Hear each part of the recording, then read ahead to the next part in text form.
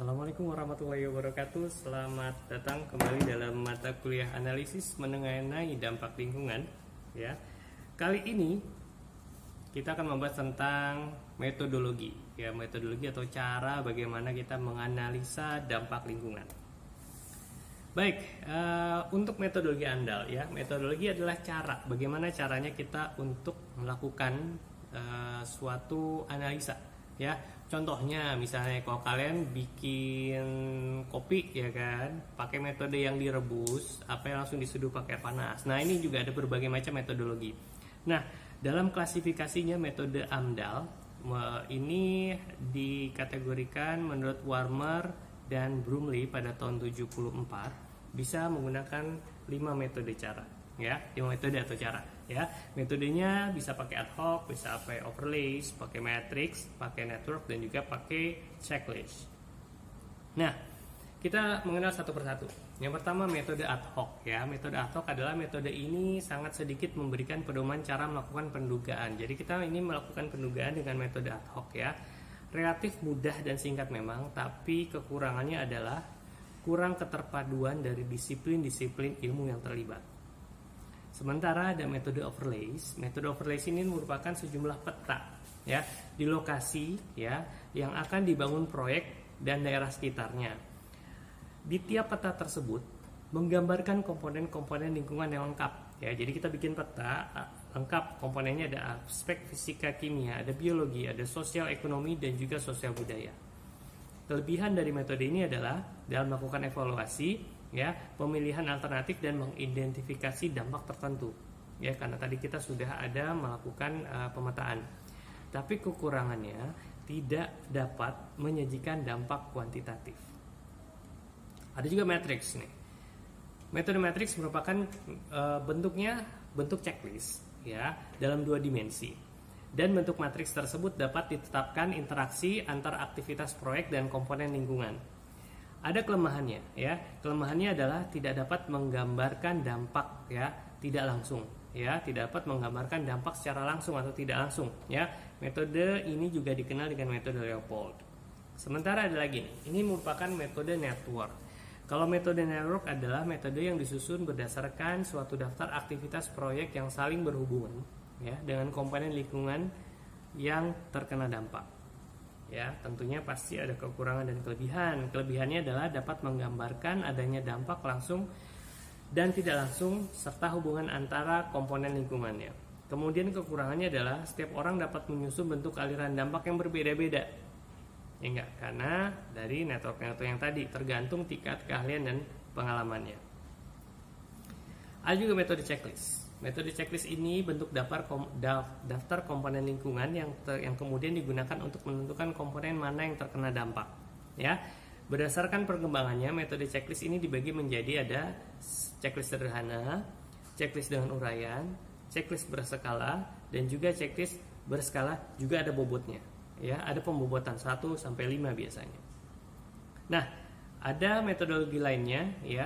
Ada metode Leopold, ya. Ada metode matrix, ada metode Sorensen, ya. Ada juga metode McHardt dan juga metode Fisher.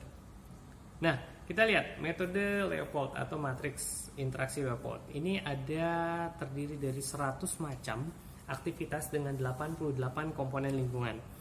Identifikasi dampak lingkungan dari proyek ditulis dalam interaksi antara aktivitas dan komponen lingkungan, ya. Ada beberapa langkah yang akan kita lakukan dalam metode Leopold ini. Langkah pertama, setelah matriks kita buat, ya kan, kemudian menentukan dampak aktivitas. Jadi ada matriks, ada dampaknya apa aja nih, ya, aktivitas proyek pada komponen lingkungannya.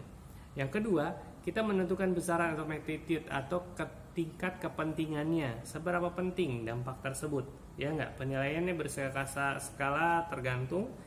Ada yang 1 sampai 10, yang paling rendah 1, yang paling tinggi 10. Dan juga diberi tanda positif atau negatif untuk masing-masing dampaknya. Kemudian metode matriks dampak dari Moore, ya. Matriks Moore ini ada 6 kategori yang kita lihat, ya. Pembentukan timbulnya aktivitas dan aktivitas yang saling berhubungan, jadi ada 6 nih, ya. Yang kedua, potensi perubahan lingkungan, apa saja. Yang ketiga, pengaruh pada lingkungan utama. Yang keempat, pemanfaatan pada dasar manusia yang terkena. Yang kelima, ada potensi kerusakan atau tidak nih yang ditimbulkan oleh aktivitas kita. Dan yang keenam, besaran umum potensi dari potensi pengurangan dan pemanfaatan manusia. Ini dari matriks Moore seperti ini. Ini yang kita lihat, ya, yang kita hitung, ya, yang kita dugaan dampak yang kita lakukan. Berikutnya ada Sorenses nih. Kalau Sorenses ini merupakan network analis yang pertama yang disusun digunakan pada proyek pengurukan dasar laut nih. Pertama diukur pakai metode dragging, ya. Dalam metode ini mereka mengidentifikasikan sebagai hubungan timbal balik atau sebab akibat dari aktivitas suatu proyek. Jadi ini merupakan network analis, ya. Ada McCart, ya. McCart dikenal sebagai metode overlays, ya. Ada Fisher juga, Fisher dan Davis, ya. Metode ini terdiri dari 3 matriks yang disusun secara bertahap, ya. Yang pertama, matriks mengenai evaluasi lingkungan sebelum proyek dibangun, ya. Yang kedua, matriks dampak lingkungannya, dan yang ketiga, matriks keputusan. Jadi ini ada 3 metode, ya, ada 3 tahapan, ya, caranya untuk menganalisa suatu dampak. Oke, nah cukup singkat pertemuan kita karena kita mau ujian tengah semester, ya.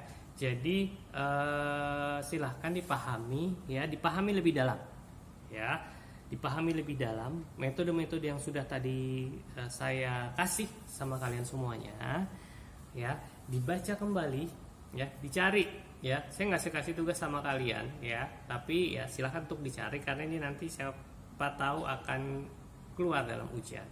Jadi Anda silahkan mencari metode-metode yang tadi saya sebutkan, ya, mencari metode yang saya sebutkan seperti apa metodenya, bagaimana cara menggunakannya nanti kalau ada soal, ya. Nanti saya kasih studi kasus, silakan gunakan misalnya dengan menggunakan metode matrix. Anda harus sudah mengerti matriksnya seperti apa.